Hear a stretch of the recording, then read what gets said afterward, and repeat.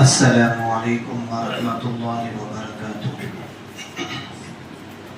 نحمده ونصلي على رسوله الكريم اما بعد اعوذ باللہ من الشیطان الرجیم بسم اللہ الرحمن الرحیم اتل ما اوحی الیک من الكتاب واقم الصلاة ان الصلاة تنهى عن الفحشاء والمنکر وَلَذِكْرُ اللَّهِ أَكْبَرُ وَاللَّهُ يَعْلَمُ مَا تَصْنَعُونَ صدق الله العظيم.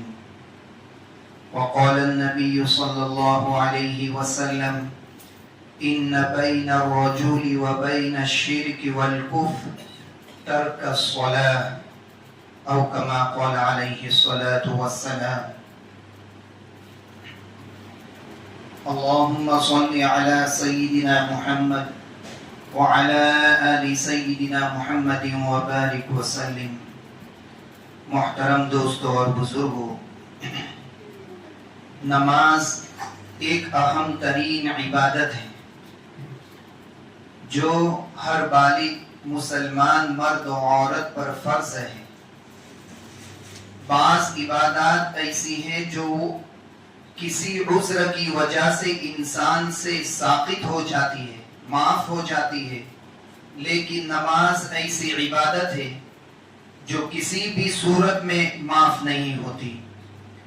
شریعت نے کہا اگر نماز کھڑے ہو کر نہیں پڑھ سکتے تو بیٹھ کر پڑھے، اگر بیٹھ کر نہیں پڑھ سکتے تو لیٹ کر پڑھے، اگر لیٹ کر نہیں پڑھ سکتے تو اشاروں سے پڑھے، اگر اشاروں کے ساتھ بھی نہیں پڑھ سکتے تو نماز کو مؤخر کرے.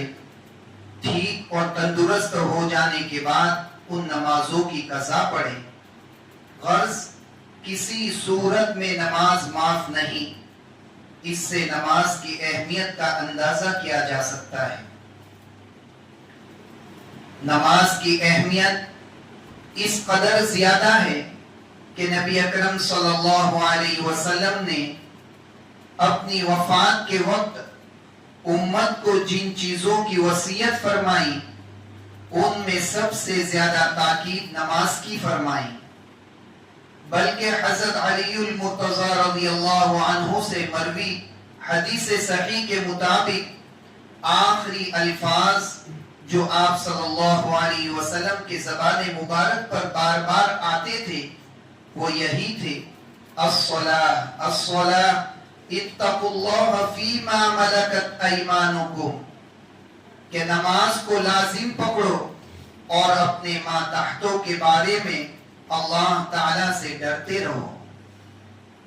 حضرت ابن عمر رضی اللہ عنہما سے روایت ہے کہ آپ صلی اللہ علیہ وسلم نے ارشاد فرمایا: بنی الاسلام علی خمس شہادت ان لا الہ الا اللہ وَأَنَّ مُحَمَّدًا رَّسُولُ اللَّهِ وَإِقَامُ الصَّلَاةِ وَإِيتَاءُ الزَّكَاةِ وَالْحَجِّ وَصَوْمُ رَمَضَانَ. اسلام کی بنیاد 5 چیزوں پر ہے. اس بات کی گواہی دینا کہ اللہ کے سوا کوئی عبادت کے لائق نہیں اور حضرت محمد صلی اللہ علیہ وسلم اللہ کے رسول ہیں. نماز قائم کرنا، زکوٰۃ ادا کرنا، حج کرنا، رمضان کے روزے رکھنا. حضرت ابو ہریرہ رضی اللہ عنہ سے روایت ہے کہ آپ صلی اللہ علیہ وسلم نے ارشاد فرمایا: ان اول ما يحاسب به العبد بصلاته فان صلحت فقد افلح وانجح وان فسدت فقد خاب وخسر. کہ قیامت کے دن بندے سے سب سے پہلے نماز کا حساب لیا جائے گا. اگر نماز ٹھیک ہوئی تو وہ بندہ کامیاب ہوگا اور اگر نماز خراب ہوئی تو وہ شخص ناکام اور خسارے میں ہوگا. حضرت جابر رضی اللہ عنہ سے روایت ہے کہ آپ صلی اللہ علیہ وسلم نے ارشاد فرمایا: ان بین الرجل وبین الشرک والکفر ترک الصلاۃ، کہ آدمی اور کفر شرک کے درمیان فاصل جو چیز ہے وہ نماز کو چھوڑنا ہے. اس حدیث سے معلوم ہوتا ہے کہ اسلام اور کفر کے درمیان حائل چیز نماز ہی ہے. جس نے نماز چھوڑی گویا اس کا ایمان جاتا رہا. اس لیے 5 وقت نماز کا اہتمام کرنا چاہیے. اللہ رب العزت کے ہاں سب سے محبوب عمل نماز کو وقت پر پڑھنا ہے. حضرت عبداللہ بن مسعود رضی اللہ عنہ فرماتے ہیں کہ میں نے آپ صلی اللہ علیہ وسلم سے پوچھا ای العمل احب الی اللہ، کہ کون سا عمل اللہ کو سب سے زیادہ پسندیدہ ہے. آپ صلی اللہ علیہ وسلم نے ارشاد فرمایا الصلاۃ علی وقتها، کہ اپنے وقت پر نماز پڑھنا. حضرت ابو ہریرہ رضی اللہ عنہ سے روایت ہے کہ رسول اللہ صلی اللہ علیہ وسلم نے پوچھا ارأیتم لو ان نہرا بباب احدکم یغتسل فیہ کل یوم 5 ما تقول ذلك يبقى من درنی، کہ بھلا بتاؤ اگر تم میں سے کسی کے دروازے پر نہر ہو جس میں وہ روزانہ 5 مرتبہ نہاتا ہو، کیا اس کے جسم پر کوئی میل کچیل باقی رہے گا؟ صحابہ کرام رضی اللہ عنہم اجمعین نے عرض کیا کہ اس کے جسم پر کوئی میل کچیل باقی نہیں رہے گا. آپ صلی اللہ علیہ وسلم نے ارشاد فرمایا فَذَلِكَ مِثْلُ الصَّلَاةِ الْخَمْسِ يَمْحُ اللَّهُ بِهِ الْخَطَايَا، پس یہی 5 نمازوں کی مثال ہے، اللہ تعالیٰ اس کے ذریعے سے گناہوں کو مٹا دیتا ہے. نمازوں کا اہتمام گناہوں کے لیے کفارہ ہے. آپ صلی اللہ علیہ وسلم نے ارشاد فرمایا الصلوات الخمس والجمعة إلى الجمعة ورمضان إلى رمضان مکفرات ما بینہن اذا اجتنب الکبائر، کہ 5 نمازیں ایک جمعہ سے دوسری جمعہ تک، ایک رمضان سے دوسرے رمضان تک کے درمیان کے تمام گناہوں کو مٹا دینے والا ہے جبکہ کبیرہ گناہ سے بچ کر رہا جائے. حضرت عبداللہ بن عمر رضی اللہ عنہ سے مروی ہے کہ ایک دن نبی کریم صلی اللہ علیہ وسلم نے نماز کا ذکر کرتے ہوئے فرمایا من حافظ علیہا کانت له نورا وبرہانا ونجاتا یوم القیامہ ومن لم يحافظ علیہا لم يكن له نور ولا برہان ولا نجاة وكان يوم القيامة مع قارون وفرعون وهامان وأبي بن خلف، کہ جو شخص 5 وقت کی نماز کی پابندی کرے گا تو یہ اس کے لیے قیامت کے دن روشنی، دلیل اور نجات کا سبب بن جائے گی، اور جو شخص نماز کی پابندی نہیں کرے گا تو وہ اس کے لیے روشنی، دلیل اور نجات کا سبب نہیں بنے گی، اور وہ شخص قیامت کے دن قارون، فرعون اور حامان اور ابی بن خلف کے ساتھ ہوگا. حدیث میں 4 بڑے کافروں کا ذکر ہے. وجہ یہ ہے کہ انسان نماز چھوڑتا ہے سلطنت یا اقتدار کی وجہ سے. تو فرعون کے پاس بھی سلطنت تھی تو اس کا حشر فرعون کے ساتھ ہوگا. یا انسان نماز چھوڑتا ہے مال و دولت کی وجہ سے تو قارون کے پاس بھی مال و دولت تھی، لہذا اس کا حشر قارون کے ساتھ ہوگا. یا انسان نماز چھوڑتا ہے وزارت اور عہدے کی وجہ سے تو اس کا حشر حامان کے ساتھ ہوگا. یا انسان نماز چھوڑتا ہے مخالفت، ضد اور دشمنی کی وجہ سے تو اس کا حشر ابی بن خلف کے ساتھ ہوگا. علماء کا اس بات پر اتفاق ہے کہ جو شخص نماز نہیں پڑھتا وہ متکبر یعنی تکبر کرنے والا ہے. تب بھی تو اس کا حشر، جب نماز چھوڑنے والا یہ متکبر ہے تب بھی تو اس کا حشر فرعون کے ساتھ ہوگا، اس لیے کہ وہ اللہ کی دعوت پر لبیک نہیں کہتا اور اپنے آپ کو اور اپنے کاروبار کو اور اپنے کام کاج کو بڑا سمجھتا ہے اور اللہ کے حکم کو چھوٹا عملی اعتبار سے زبان سے نہیں کہتا مگر عمل کے اعتبار سے اللہ کے حکم کو چھوٹا سمجھتا ہے۔ حضرت عامر بن عبداللہ بن زبیر رضی اللہ عنہ نے مؤذن کی آواز سنی اور ان کی یہ حالت تھی کہ ان کی روح نکلنے والی تھی، یعنی قریب المرگ تھے، تو انہوں نے کہا کہ میرا ہاتھ پکڑو۔ ان سے کہا گیا کہ تم بیمار ہو، تو انہوں نے کہا کہ میں اللہ کے داعی، اللہ کی طرف بلانے والے کی آواز سنتا ہوں، پھر میں اس پر لبیک نہ کہوں، میں اللہ کی دعوت پر لبیک اور اس پر حاضر نہ ہوں۔ لوگوں نے ان کا ہاتھ پکڑا اور ان کو مسجد تک پہنچایا۔ بیمار ہے، آخری وقت کے قریب ہے۔ وہ امام کے ساتھ مغرب کی نماز میں شریک ہوئے، ایک رکعت ادا کی اور انتقال کر گئے۔ اللہ کی نظر میں سب سے مبارک دعوت، اللہ کی نظر میں سب سے مبارک دعوت وہ اذان ہے، مگر آج ہمیں اللہ کی پناہ معاذ اللہ اذان سن سن کر ہمارے کان بھی سن ہو چکے۔ اللہ کی پناہ کہ اذان سن سن کر ہمارے کان سن ہو چکے ہیں اور ہمارے کانوں پر ایک جھوٹ تک بھی نہیں رہتی۔ مگر ہاں، جو شکر گزار بندے ہیں وہ اس دعوت پر حی علی الصلاح، آؤ نماز کے لیے، حی علی الفلاح، آؤ کامیابی کی طرف، تو اس دعوت پر وہ لبیک کہتے ہیں جو اللہ کے شکر گزار بندے ہوتے ہیں۔ حضرت ابو ہریرہ رضی اللہ عنہ روایت کرتے ہیں کہ رسول اللہ صلی اللہ علیہ وسلم نے ارشاد فرمایا، الملائکۃ تصلی علی احدکم ما دام فی مصلی ما لم یحدث، اللہم اغفر لہ، اللہم ارحم، لا یزال احدکم فی صلاۃ ما دامت الصلاۃ تحبسه لا يمنعه ان ينقلب الى اهله الا الصلاۃ، او كما قال علیہ الصلاۃ والسلام، کہ جب کوئی شخص باوضو اپنے مصلی پر نماز کے انتظار میں بیٹھا رہتا ہے تو فرشتے اس کے لیے استغفار کرتے ہیں۔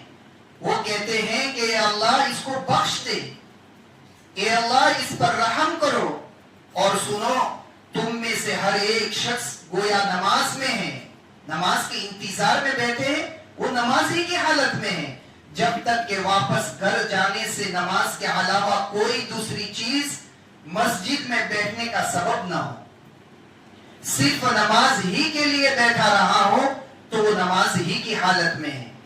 حضرت عثمان رضی اللہ عنہ سے روایت ہے، فرماتے ہیں کہ آپ صلی اللہ علیہ وسلم نے ارشاد فرمایا، من توضأ للصلاة فأسبغ الوضوء ثم مشى إلى الصلاة المكتوبة فصلاها مع الناس او مع الجماعة او في المسجد غفر اللہ له ذنوبا، کہ جس نے نماز کے لیے وضو کیا، پھر مکمل وضو کیا، پھر نماز فرض نماز کے لیے چل پڑا اور اس نماز کو لوگوں کے ساتھ یا جماعت کے ساتھ یا مسجد میں پڑھے، تو اللہ تعالیٰ اس کے گناہوں کو معاف کر دے گا۔ حضرت عبید اللہ بن عبداللہ بن عتبہ روایت کرتے ہیں کہ میں حضرت عائشہ رضی اللہ تعالی عنہا کے پاس گیا اور میں نے کہا کہ آپ مجھ سے رسول اللہ صلی اللہ علیہ وسلم کی اخیر مرض کی کیفیت کیوں نہیں بیان کرتی؟ انہوں نے کہا، حضرت ماں عائشہ صدیقہ نے فرمایا کہ اچھا سنو، میں بیان کرتی ہوں۔ رسول اللہ صلی اللہ علیہ وسلم جب بیمار ہوئے، پھر آپ نے پوچھا کیا لوگ نماز پڑھ چکے؟ ہم لوگوں نے عرض کیا کہ نہیں یا رسول اللہ، وہ آپ کے منتظر ہیں۔ آپ نے فرمایا میرے لیے تشت میں پانی رکھ دو، میں نہاؤں گا۔ حضرت عائشہ رضی اللہ تعالیٰ عنہ کہتی ہیں کہ ہم لوگوں نے ایسا ہی کیا، پس آپ نے غسل فرمایا، پھر کھڑا ہونا چاہا مگر آپ بے ہوش ہو گئے۔ اس کے بعد ہوش آیا تو آپ نے پھر فرمایا کیا لوگ نماز پڑھ چکے؟ ہم نے عرض کیا نہیں یا رسول اللہ، وہ آپ کے منتظر ہے۔ آپ نے فرمایا کہ میرے لیے تشت میں پانی رکھ دو، چنانچہ رکھ دیا گیا۔ پس آپ نے غسل فرمایا، پھر کھڑا ہونا چاہا مگر بے ہوش ہو گئے. ہوش میں آئے پھر فرمایا کیا لوگ نماز پڑھ چکے؟ ہم لوگوں نے عرض کیا کہ نہیں یا رسول اللہ، وہ آپ کے منتظر ہے اور لوگ مسجد میں نبی صلی اللہ علیہ وسلم کا عشاء کی نماز میں انتظار کر رہے تھے. مجبوراً نبی صلی اللہ علیہ وسلم نے ابو بکر رضی اللہ عنہ کے پاس کہلا بھیجا تاکہ لوگوں کو نماز پڑھائے. چنانچہ قاصد ان کے پاس پہنچا اور اس نے کہا کہ رسول اللہ صلی اللہ علیہ وسلم آپ کو حکم دیتے ہیں کہ آپ لوگوں کو نماز پڑھائے. حضرت ابو بکر رضی اللہ عنہ بولے، اور حضرت ابو بکر صدیق رضی اللہ عنہ بہت نرم دل تھے، آدمی تھے، کہ عمر تم لوگوں کو نماز پڑھا دو. حضرت عمر رضی اللہ عنہ نے ان سے کہا کہ تم اس کے زیادہ حقدار ہو. تب حضرت ابو بکر صدیق رضی اللہ عنہ نے ان دنوں میں نماز پڑھائی. ثم ان النبي صلى الله عليه وسلم وجد من نفسه خفة فخرج بين رجلين احدهما العباس لصلاة الظهر. کہ اس کے بعد نبی صلی اللہ علیہ وسلم نے اپنے آپ میں اپنی بیماری میں کچھ ہلکا پن پایا تو دو آدمیوں کے درمیان میں سہارا لے کر نماز ظہر کے لیے نکلے. ان میں سے ایک عباس تھے. اس وقت حضرت ابو بکر رضی اللہ عنہ لوگوں کو نماز پڑھا رہے تھے. جب آپ کو حضرت ابو بکر رضی اللہ عنہ نے دیکھا تو پیچھے ہٹنے لگے، مگر آپ نے انہیں اشارہ فرمایا کہ پیچھے نہ ہٹے. پھر آپ صلی اللہ علیہ وسلم نے فرمایا کہ مجھے ان کے پہلو میں بٹھا دو. چنانچہ ان دونوں آدمیوں نے آپ صلی اللہ علیہ وسلم کو حضرت ابو بکر رضی اللہ عنہ کے پہلو میں بٹھا دیا. عبید اللہ کہتے ہیں کہ اس وقت حضرت ابو بکر رضی اللہ عنہ اس طرح نماز پڑھنے لگے کہ وہ تو نبی صلی اللہ علیہ وسلم کی نماز کی اقتدا کر رہے تھے اور لوگ حضرت ابو بکر رضی اللہ عنہ کی نماز کی اقتدا کر رہے تھے. اس لیے ایسے پیارے نبی کی امت میں ہیں جنہوں نے نماز کے لیے ہمیں عملی نمونہ دکھایا، اتنی تاکید اور اتنا اہتمام ہمیں بتایا اپنی زندگی میں. تو ہمیں بھی ہم پر کتنا حکم یہ عائد ہوتا ہے کہ ہم بھی اس پر اہتمام کریں، نمازوں کو یوں ہی نہ جانے دیں، اذانوں کو سن کر ہم ہمارے کانوں کو سن نہ کر دیں، بے ہوش نہ کر دیں. ذرا ہوش میں آئے ہم. قرآن کریم میں اللہ رب العزت نے فرمایا فَخَلَفَ مِن بَعْدِهِمْ خَلْفٌ أَضَاعُوا الصَّلَاةَ کہ ان کے بعد نااہل لوگ آئے جنہوں نے نمازوں کو ضائع کر دیا. نمازوں کو ضائع کرنے پر اللہ نے ان کو نااہل کہا ہے، کسی کام کے نہیں. جو نماز کو ضائع کرتے انہیں اللہ تعالیٰ نے قرآن پاک میں نااہل کہا ہے، وہ کسی کام کے نہیں اللہ کے یہاں. معلوم ہوا اہلیت والا وہ ہوگا جو نماز کا اہتمام کرے گا. قرآن کریم میں اللہ تعالیٰ فرماتے ہیں فَوَيْلٌ لِّلْمُصَلِّينَ ہلاکت ہے ان نماز پڑھنے والوں کے لیے الَّذِينَ هُمْ عَنْ صَلَاتِهِمْ سَاهُونَ جو اپنی نمازوں سے غافل ہوتے ہیں، جنہیں اپنی نماز کی فکر نہیں ہوتی، ان کے لیے ہلاکت ہے. پھر کہاں ہم کامیابیاں ڈھونڈ رہے ہیں؟ اللہ کی طرف سے ہلاکت ہے. ہم کارخانوں میں اور دکانوں میں بیٹھ کر کامیابیاں ڈھونڈ رہے ہیں، جبکہ اللہ نے فرما دیا فویل للمصلین الذین هم عن صلاتهم ساہون اپنی نمازوں سے غفلت کرنے والوں کے لیے ہلاکت ہے. قرآن کریم میں اللہ رب العزت فرماتے ہیں کہ جب جہنمیوں کو جہنم میں داخل کیا جائے گا تو جہنمی کہے گا ما سلککم فی سقر کہ جب ان سے پوچھا جائے گا کہ تمہیں جہنم میں کیوں داخل کیا گیا تو وہ کہیں گے قالوا لم نک من المصلین کہ ہم نماز نہیں پڑھتے تھے. رسول اللہ صلی اللہ علیہ وسلم نے نماز نہ پڑھنے والوں کے لیے بڑے سخت الفاظ میں وعیدیں بھی بیان فرمائی. آپ نے فرمایا نماز کو جان بوجھ کر نہ چھوڑنا، اس لیے کہ جس نے نماز جان بوجھ کر چھوڑ دی تو اللہ اور اس کے رسول کا ذمہ اس سے بری ہے. جو شخص نماز نہیں پڑھتا اس کا اسلام میں بھی کوئی حصہ نہیں. اس لیے ہمیں پانچوں وقت کی نمازوں کا اہتمام کرنا ہے. ہم مسلمان ہیں. مسلمان کا مطلب ہی کیا ہے کہ ہم اللہ اور اس کے رسول کے ہر حکم کو مانیں اور ہر اس کی نافرمانی سے بچیں. اگر یہ کام اس طریقے سے، اگر ہم نے نماز جیسے اہم عمل کو اپنی زندگی میں نہیں لائے تو ہم کس کام کے مسلمان ہیں؟ اللہ تعالیٰ سے دعا ہے کہ اللہ تعالیٰ ہم سب کو پانچوں وقت کی نمازوں کا اہتمام عطا فرمائے اور توفیق عطا فرمائے. اور آنے والا مہینہ رمضان کا مہینہ ہے، اس میں ایک عادت بن جائے گی اور اس میں اللہ سے مانگے کہ اللہ پورے سال پوری زندگی ہم نماز پڑھنے والے بن جائیں. اللہ تعالی ہم سب کو عمل کی توفیق عطا فرمائے. وآخر دعوانا الحمدللہ.